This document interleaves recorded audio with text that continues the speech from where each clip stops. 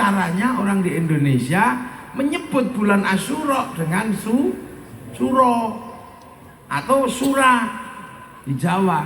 Nah, agar orang tidak lupa bahwa itu cucu-cucu Rasul terbunuh, itu bulan duka, maka sebagian besar orang di tanah Jawa itu tidak mantu, tidak menikahkan anak. Nah, di Semenanjung mulai Aceh sampai Palembang, Lampung, di tepi-tepi laut ada budaya tabui, mikul-mikul, jadi kan dilarung ke laut, mengingatkan bahwa seperti itulah dulu banyaknya keranda untuk mikul cucu Rasulullah. Nah, sebagian besar ada di Padang, makanya dari tabut menjadi tabui, karena orang Padang kan kalau but itu wi gitu bisa. Piring paryang, perut parwi kan gitu. Karena orang Padang kan gitu. Makanya orang Padang itu dulu pernah ada yang baca Pancasila, tapi tidak dibaca teksnya, dibaca gambarnya. Gambar Pancasila itu dibaca. Jadi karena nggak bisa baca itunya, nggak bisa baca Patsilanya, dibaca gambarnya. Cie, bintang pesagi limo, dua rantai pangika kudo, tiga baringin barambui kribo, ampe sapi gilo, limo kapas pembesi muko, padi pangisi parui. Iya kan? Ya emang lidah orang beda-beda. Orang Jawa disuruh alhamdu ya alkamdu, ya hayu ya qayyum ya kayu yoka, robbil alamin robbil ngalamin. Orang Andalusia wadduha wadduhe, ya orang Sunda apa nggak punya huruf fa, punyanya po. Misalnya apalah ya apalah. Orang Padang apa orang Sulawesi bilang eng alamil gitu. Makanya di sana Abdurrahman keluarnya berdua mang. Nah itulah betapa, makanya dulu orang berselisih tentang cara baca Quran. Maka tahun 250 Hijriah Abu Ubay Qasim bin Salam penelitian di Kufah, Makkah, Madinah agar ada orang bisa membaca Quran dengan seragam. Nah, Abu Ubay Qasim bin Salam penelitian di Kufah, Makkah, Madinah, hasil penelitiannya dibukukan dalam buku namanya At-Tajwid fi Qiraatil Quran di 250 Hijriah. Nah, ini makanya jangan ribut, Pak Presiden nggak bisa bilang Alkamdu. Nah, ya itu karena dia juga kelihatannya benar tapi bodoh yang olo-olo itu. Bahwa dulu memang ada ilmu cara baca Al-Quran, makanya gitulah. Nah di situ itu, nah makanya kemudian sebagian besar kalau bulan Asyura santunan anak yatim. Makanya kalau orang nggak paham terus setengah rotok gemblung itu menuduh orang Jawa tidak mantu di bulan Syura karena hormat Nyi Roro Kidul mantu. Itu kalau diizinkan polisi tak datangi tak tapuk lambene. Nah ini semua begitu. Ini makanya kita selalu ingat. Makanya peringatan itu mahal. Ini sudah. Nah setelah itu dari peristiwa itu selamat satu. Keluarga Nabi ada yang selamat, gak tahu lari apa gimana, pokoknya satu selamat. Putra Sayyidina Husain namanya Sayyid Ali Zainal Abidin. Sayyid Ali Zainal Abidin mundur keluar dari Arab. Nah itulah awalnya kenapa Islam bisa sampai ke Indo. Nih karena keluar, makanya barokahnya wong tukaran itu ya ono. Nah Sayyid Ali Zainal Abidin punya anak namanya Sayyid Bakir, tambah jauh keluar. Sayyid Bakir punya anak namanya Sayyid Ja'far Shadiq. Situasi tambah buruk di zaman Sayyid Ja'far Shadiq, pembunuhan, penculikan, sampai Sayyid Ja'far Shadiq punya sholawat bagaimana keluar dari situasi buruk itu. Sholawat itu sering kita baca, makanya kita tahu. Allahumma sholli ala sayyidina Muhammad wa asghilil zalimin bil zalimin wa akhrijna min bainihim salimin wa ala alihi wa sahbihi ajma'in. Ini sholawatnya Sayyid Ja'far Shadiq. Sudahlah yang ribut biar mati sama orang yang suka ribut. Keluarkan aku dalam situasi ini dengan keadaan selamat. Akhirnya min bainihim salimin. Nah, keluar dari jazirah, yang bergerak punya anak namanya Sayyid Ali Uraidi. Bergerak menjauh terus bawa misi Islam. Punya anak namanya Sayyid Muhammad. Semakin jauh punya anak namanya Sayyid Aisyah Naqib.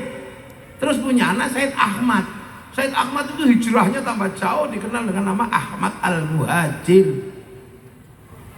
Nah, Al-Muhajir ini punya anak namanya Sayyid Ubaidillah. Tambah jauh punya anak namanya Sayyid Alwi. Alwi bin Ubaidillah bin Ahmad Al-Muhajir. Inilah yang mengeluarkan FAM atau keluarga Alawiyin. Asgab, Sakron, itu Al-Habsyi, itu dari generasi ini. Nah, Sayyid Alwi punya anak namanya Sayyid Muhammad, menjauh. Punya anak namanya Sayyid Alwi, punya anak namanya Sayyid Ali Khalid Qasam. Tambah jauh punya anak namanya Sayyid Muhammad Bakir. Sayyid Bakir, Sayyid Ahmad Sokib Mirbat. Punya anak namanya Sayyid Alawi Amil Faqih. Punya anak namanya Sayyid Abdul Malik. Itu sudah bergerak jauh masuk ke Mongolia, mengeluarkan klan besar namanya Azmat Han. Punya anak namanya Sayyid Ahmad Jalaluddin. Diambil menantu Raja Campa. Waktu Campa ada ribut antara kerajaan Annam sama kerajaan Campa, diambil menantu. Nah, di Kamboja situ. Nah, dari situ punya anak Sayyid Muhammad, masuk ke Semenanjung Sumatera, mendirikan bersama Sultan Malikus Soleh, Malikus Dohir, kerajaan Samudra Pasai. Gitulah. Sampai di situ terhalang. Terhalang kenapa? Terhalang karena Nusantara ini negara kuat, negara besar. Jadi jangan dikira Islam datang masuk ke sini, masuk ke negara jahiliyah itu. Kan banyak yang ngomong begitu sekarang. Nah, itu yang harus diluruskan dulu. Indonesia ketika Islam datang bertertahan di Samudra Pasai, di Indonesia punya kerajaan besar namanya Kerajaan Singasari. Di sini ada Sriwijaya. Itu kerajaan-kerajaan besar. Di Sriwijaya ada universitas internasional namanya Nalanda. Belajar agama Buddha ada di situ. Di Jawa ada kitab induk namanya Negara Kertagama. Kitab sosial namanya Suta Soma. Jadi jangan dikira. Makanya kalau orang Mesir punya piramid, kita juga punya Borobudur, Candi Muara Takus, kita punya semua. Jadi jangan dikira. Itulah. Bahkan Singasari, ketika Islam masih di Samudra Pasai, Singasari melakukan pergerakan. Pergerakan apa? Melawan pasukan multinasional. Dunia waktu itu dihajar habis sama Genghis Khan. Mongolia menghancurkan Arab, luluh lantak Arab. Eropa luluh lantak, habis dihajar sama Mongolia. Cina luluh lantak dihajar sama pasukan Mongolia. Akhirnya Mongolia menyerang Nusantara. Apa yang terjadi? Utusannya dipotong kupingnya sama Kertanegara. Kuatnya kayak apa? Terjadilah perang besar. Negara Nusantara mengeluarkan pasukan multinasional dalam ekspedisi namanya Pamalayu. Dengan ekspedisi Pamalayu, apa yang terjadi? Seluruh kekuatan Mongolia habis dihajar kerajaan Nusantara di Selat Malaka. Terus ini kamu bilang kerajaan kecil? Habis di Malaka. Dunia nggak ada yang bisa mengalahkan Mongolia. Masuk sini habis, tidak tersisa, mati disate sama orang Indonesia. Terus tiba-tiba kita itu suka sekali. Kita ini bangsa kecil. Lalu gimana nanti dulu, Kang? Kita bangsa dari dulu, bangsa besar. Rasulullah tahun 600 lahir, 571. Kerajaan-kerajaan Nusantara sudah gede. Tahun 300 sudah berdiri kerajaan Kutai Kartanegara di Kalimantan. Tahun 450 berdiri kerajaan Tarumanegara di Jawa. Tahun 600 di Jawa ada kerajaan besar namanya Mataram yang bangun Borobudur. Jadi sudah gede. Gitu lah. Makanya dunia punya cerita yang indah, kita juga punya. Kalau Eropa punya kisah cinta Romeo dan Juliet, apa kita nggak punya? Kita punya, ada ande-ande lumut, ada junjung bui, macam-macam komplit. Sana ada ibu tiri yang kejam dalam kisah Cinderella, kita punya bawang putih, bawang merah. Di sana ada orang kuat namanya Samson, kita punya si pahit lidah. Lo gimana? Di sana ada binatang bisa ngomong namanya kura-kura ninja, kita punya kancil nyolong gimana komplit. Lah ini. Lah, Arab punya orang kalau sendirian terus nyanyi gitu, nyanyi pasti diiringi alat musik. Orang Arab punya alat musik terbang, terbuat dari kayu dan kulit. Kayu tinggal motong, kulit tinggal nempelkan. Orang Eropa punya musik namanya gitar tinggal motong, talinya tinggal masang. Tapi bangsa Nusantara punya alat musik namanya gamelan, terbuat dari logam. Artinya hanya bangsa yang menguasai ilmu pertambangan yang maju dan penguasaan metalurgi yang mapan mampu membuat alat musik dari logam. Makanya ini jawabannya kenapa? Karena kita bangsa yang kuat, maka yang datang ke Nusantara bukan kelas sembarangan. Negosiasi antar budaya, negosiasi ekonomi, negosiasi politik terjadi. Itulah makanya kemudian Islam di sini kuat, karena yang datang bukan orang sembarangan. Ngomong politik sama orang biasa, sarimi sak kerdus rampung.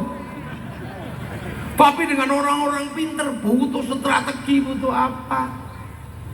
Makanya yang datang ke sini kelasnya bukan kelas sembarangan. Kalau yang datang ke Afrika kelasnya panglima, keprok itu aja. Kalau yang ke Eropa panglima, Torik Benjet, keprok itu aja. Tapi sejarah menyatakan yang datang ke Nusantara kelasnya adalah kelas wali. Wali itu kelas setingkat di bawah Nabi, kekasih Allah. Nah kenapa? Nah ini yang harus sampean pahami. Kenapa wali? Ada yang nulis karena saudagar. Saudagar secara ilmiah ditolak. Kenapa saudagar ditolak secara ilmiah? Karena sebelum Islam di sini Hindu.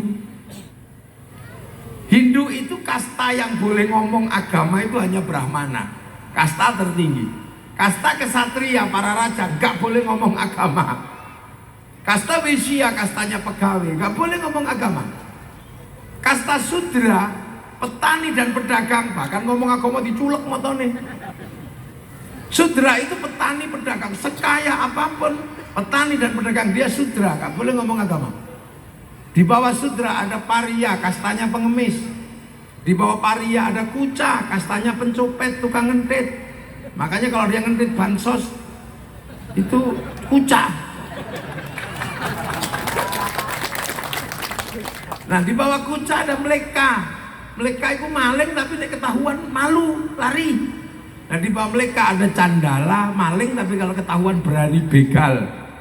Nah makanya kalau secara ilmiah dikatakan Islam disebarkan oleh saudagar gak diterima dalam tradisi masyarakat Hindu untuk ngomong agama. Makanya yang bisa seimbang dengan Brahmana iku wali. Brahmana punya sakti, wali punya karomah. Nah, kita lihat, kita uji nih. Tepuk asing banter. Jadi gak malu. Jadi kita ingat. Jadi yang masuk ke sini ini bener-bener orang brilian. Gitu. Nah, Sayyid Muhammad di sana tadi itu menghadapi situ punya anak namanya Sayyid Jamaluddin Al-Husaini Al-Kabir. Masuk ke tanah Jawa disebut Syekh Jumadil Kubro. Syekh Jumadil Kubro akhirnya punya anak Ibrahim sama Ishak. Yang Ibrahim pindah Palang Tuban, punya anak dikenal dengan Ibrahim Asmoro Kondi, punya anak Raden Rohmat Sunan Ampel, langsung masuk ke jantung Majapahit. Ini wali, Kang. Wali itu gitu. Jadi yang bisa ngimbangi Brahmana itu wali. Makanya kalau ada yang nanya, terus referensinya apa? Dulu wali bekerja. Wali kok takoni referensinya. Wali kan kalau butuh sesuatu langsung download, langsung online. Wali itu kalau butuh sesuatu langsung browsing. Di mana? Dari cloudnya Allah, dari harddisknya Allah. Dunia ini ada harddisknya, bahkan godong jatuh pun ada programnya di Lauhil Mahfud. Makanya siapa yang bisa mengakses ke harddisk itu tahu program dunia.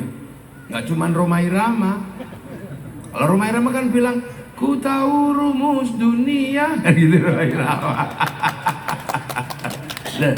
Makanya wali itu download. Makanya dalam bahasa wali ketika online ke sana ada bahasa qalu rabbuna Allah tsumma istaqamu tatanazzalu alaihimul malaikah alla takhafu wala tahzanu. Langsung gini 3 tahun. Syekh Abdul Qadir Al-Jilani kenapa tahu program yang lain-lain? Itu diajari oleh Syekh Sirri As-Sakoti untuk download 25 tahun. Sunan Kalijaga berapa? 3 tahun. Sunan Geseng 3 tahun. Makanya wali-wali itu paketannya besar, paket datanya gede, wifi-nya besar, karena downloadnya serius. Nah sampean kan nggak pernah download, makanya nggak punya paketan. Dijak download 1 jam aja, ya Allah, ya Allah, ya Allah, ya Allah, ya Allah, ya Allah, ya Allah, alah, suwe nih, nggak punya. Makanya ibarat kita ini seperti handphone kan, kartu. Kalau kita ini suka kartu itu, kalau suka kirim-kirim gambar, kirim apa kan harus punya data, harus punya wifi. Kalau nggak punya wifi mau kirim-kirim ya harus cari wifi gratisan free wifi .co.id. Makanya kalau kita mau kirim gambar, kirim doa, kirim Quran, kirim apa, kalau kita merasa nggak punya wifi pakai wifi gratisan. Wifi-nya siapa? Wifi-nya Nabi, wifi-nya wali. Kalau di sana .co.id, di sini ila ruhi ila hadrati. Lo kalau di sana free wifi, di sini tawassul ila hadrati Nabi Mustafa Muhammadin sallallahu alaihi wasallam wa ila jami'il anbiya'i wal mursalin wa ala syahada'i as-salihin wa ila jami'il masyariqi wal magharibi fi barriha wa bahriha. Rasul sallallahu alaihi wasallam Qadir al-Jilani radhiyallahu anhu wa ila jami'il muslimin wal muslimat wal mu'minat. Rasulullah ruhi Pak Dewadul Al-Fatihah. Itu langsung share it, but ada orang tidak percaya. Kalau masa Fatihah bisa dibagi ke seluruh dunia, jangankan Fatihah, sepak bola aja bisa. Loh kita kan nggak pernah nonton sepak bola di lokasi. Kita kan yang datang ke lokasi kan paling 1 orang ke Manchester sana nyuting. Oleh dia disyuting aja sepak bola itu. Setelah disyuting sama dia naikkan ke satelit. Oleh satelit dibagi ke seluruh dunia, namanya siaran langsung. Bagiannya sama, jamnya sama, yang penting punya TV. Makanya kalau ada orang tidak percaya doa bisa dibagi, orang itu pasti nggak punya TV.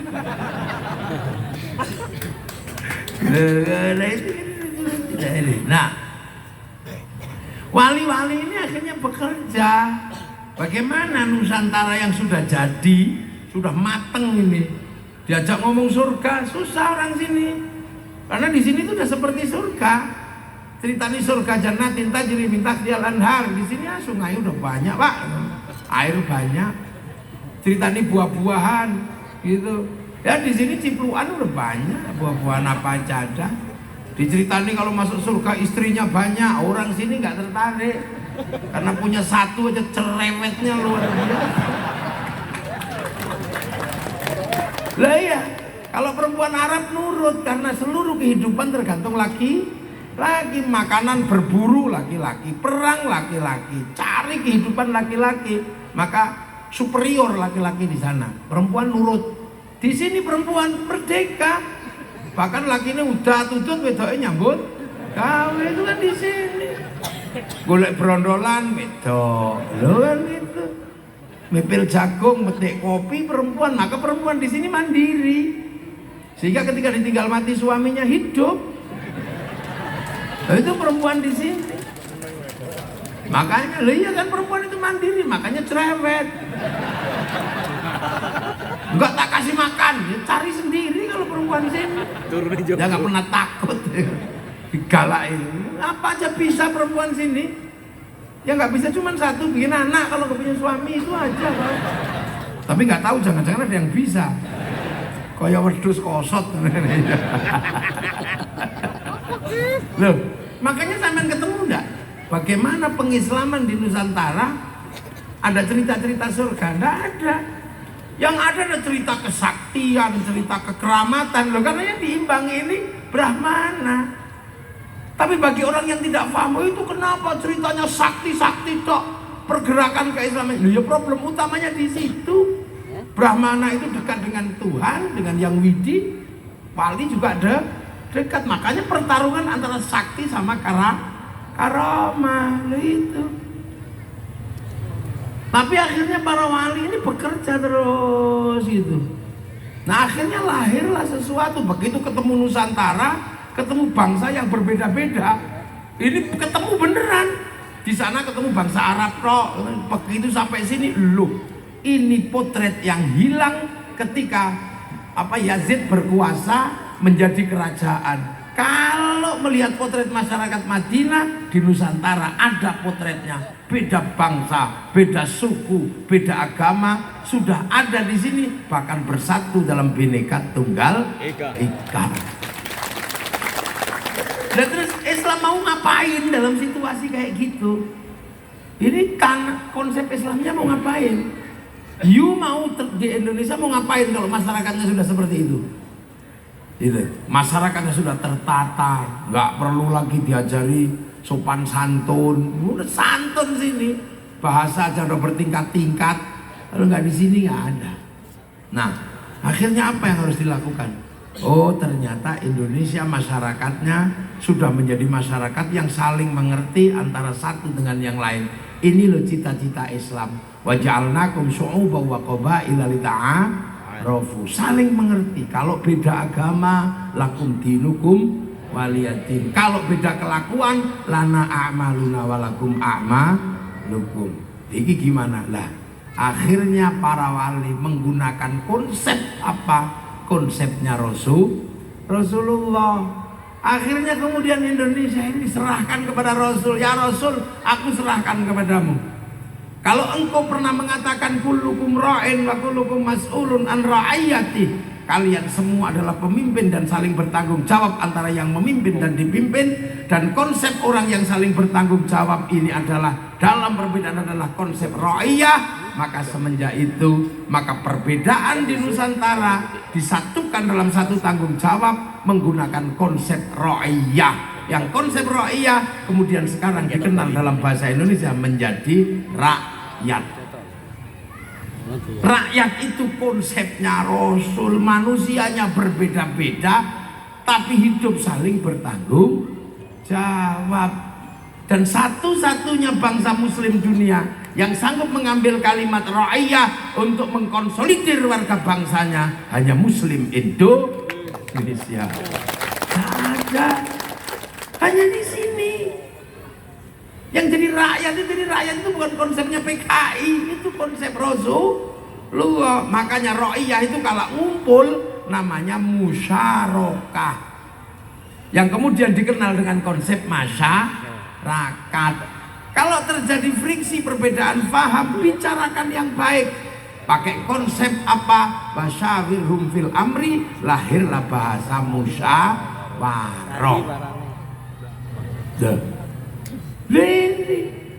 Dan akhirnya konsep itu berjalan di Indonesia, di Nusantara, sehingga akhirnya melahirkan daerah. Ro'iyah punya tempat. Karena yang membuatkan tempat teritori buat ro'iyah adalah para wali, maka daerah ro'iyah yang digagas oleh para wali disebut wilayah.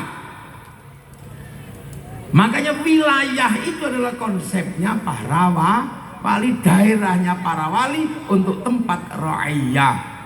Wilayah itulah yang sekarang berubah menjadi Negara Kesatuan Republik Indonesia. Maka penerus para wali selalu mengatakan NKRI harga mati. Konsep yang diterapkan itulah yang sekarang menjadi jawaban problem tersulit di dunia. Orang Arab satu bangsa, kenapa bisa pecah jadi puluhan negara? Orang Eropa satu bangsa, kenapa bisa pecah jadi puluhan negara? Tapi kenapa kita puluhan bangsa, puluhan suku dan agama mampu bersatu dalam satu negara kesatuan Republik Indonesia? Indonesia. Itu karena ditata dari awal. Maka begitu jadi Indonesia dalam konsep NKRI, pemimpin tertingginya adalah Majelis Permusyawaratan Rakyat, Dewan Perwakilan Rakyat. Makanya bagi siapapun yang pengen menjadi bagian dari kepemimpinan, pengen jadi MPR, pengen jadi DPR, itu halal secara syar'i. Pengen jadi bupati, halal secara syar'i. Tidak usah khawatir. Beli, ya terserah. Beli, ya tidak apa-apa. Lu kalau orang jelek, orang gablek, orang jahat bisa beli. Lah kalau orang baiknya nggak mau beli, ya kalah. Wong itu dunia politik kok. Kalau orang gablek-gablek, bandar dadu mau beli orang, terus sampean yang baik-baik nggak mau beli, ya kalah. Jangan salahkan kalau kemudian negeri dikuasai oleh orang jelek. Nah itu, jangan berdebat halal haram kalau udah begitu. Kalau nggak punya uang bilang sama saya, tak kasih. Paling orang tak utangi.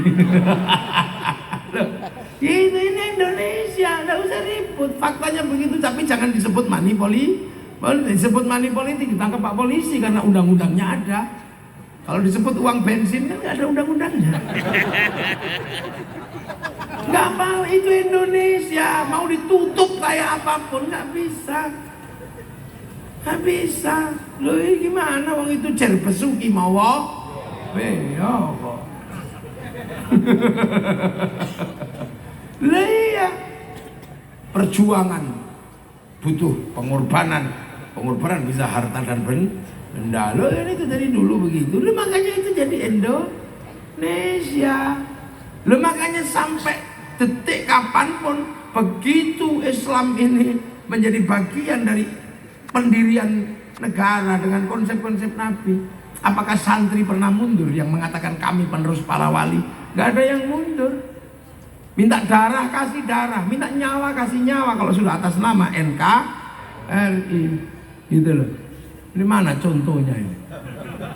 Contohnya bendera, mestinya ada benderanya di sini tuh. Acara kemerdekaan loh, benderanya jauh. Ini dong. Sini kita ini punya kebanggaan yang namanya merah putih. Ambil cari sini satu. Ambil. Masa merah putih kau? Ambil taruh sini. Kalau bukan siapa, kalau bukan kita siapa yang punya kebanggaan pada Nih, ambil sini taruh sini. Gedok no. Melayu sih bantar. Ojo gital gidul ngono, melayu. Iya, bendera taruh sini. Iya dong. Kita ini punya harga diri, peringatan Pitulasan kalau bendera nih. Melayu sing bantar. Nah itu harga diri kita itu. Aja sembrono itu. Bendera NU punya orang NU, tapi bendera merah putih punya orang Indonesia. Nah pegang sini, gak usah cekoli semen. Kita pegang nih sini. Nah pegang sini. Nah itu. Nah itu Bang.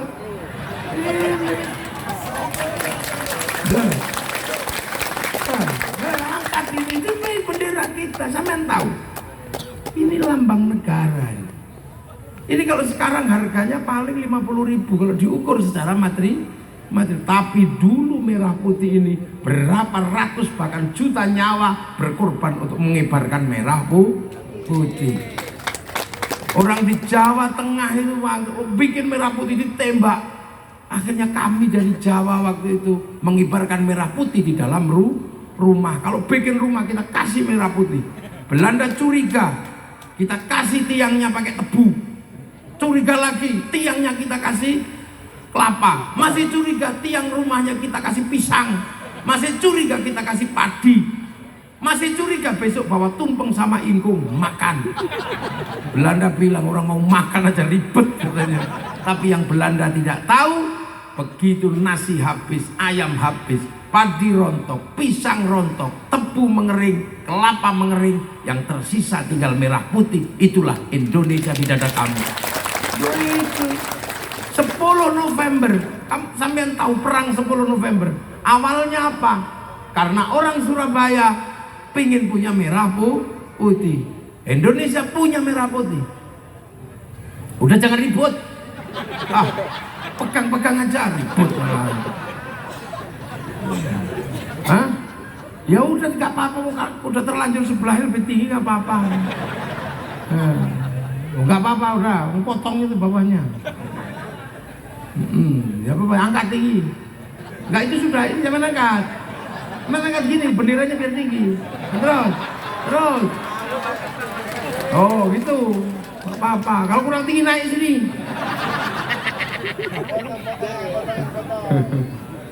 Nggak apa-apa. Nah, merah putih dan bendera NU bersanding, nggak apa-apa. Wah, saya dicuklek nggak apa-apa. Wah, lu kagak kan? Bendera wong sampean sepak bola aja punya bendera. Kadang kita itu lupa. Sekel mania aja punya bendera, slang punya bendera. Dan bendera-bendera yang ada, tidak ada yang bisa mengalahkan merah putih. Surabaya berdarah karena pengen merah putih. Merah putih biru disobek sama orang Surabaya di Hotel Yamato. Belanda ngamuk numpang sekutu. Akhirnya apa? Perang tidak bisa dihindari, santri tidak pernah mundur. Akhirnya Kiai Hasyim Asy'ari mengeluarkan resolusi jihad tanggal 22 Oktober. Jihad perang melawan Belanda demi tegaknya merah putih. Akhirnya meledaklah peristiwa 10 November, perang besar di Surabaya. 10 November imbas dari 22 Oktober. Maka 10 November diperingati Hari Pahlawan, 22 Oktober diperingati sebagai Hari Santri. Gitu. Jadi hari santri itu bukan hari karena santri ngaji, enggak, hari santri ketika menanggung negara. Nah itu makanya sekarang merah putih itu nggak minta nyawa, cuma minta gini aja, cerewetnya luar biasa. Ada yang bilang bid'ah, ada yang bilang musyrik. Ini pasti waktu zaman perang nenek moyangnya mata-matanya Belanda. Kita punya bangsa ini sudah. Perang ini yang suka perang, kita udah nggak pernah perang. Boleh nggak merah putih itu jatuh ke tangan musuh? Ayo, yang biasa di medan perang. Nggak boleh. 10 orang harus mati, ya mati nggak apa-apa. Yang penting merah putih tetap berkibar di negeri Indonesia. Loh ini loh, sekarang orang teriak bendera Filistin, mana-mana merah putihnya dilipat, bendera Filistinnya dikibarkan. Filistin punya tanggung jawab bangsanya sendiri. Kalau dia mau merdeka dengan baik, rukun sesama pasukan kemerdekaan. Dia nggak pernah rukun dengan pasukan kemerdekaannya. Makanya dijajah terus. Orang sini seneng kalau sana ribut. Karena terus ada sumbangan ke sana, terus kemudian ceperannya ada. Doain. Gitu loh. Jenderal Sudirman, paru-paru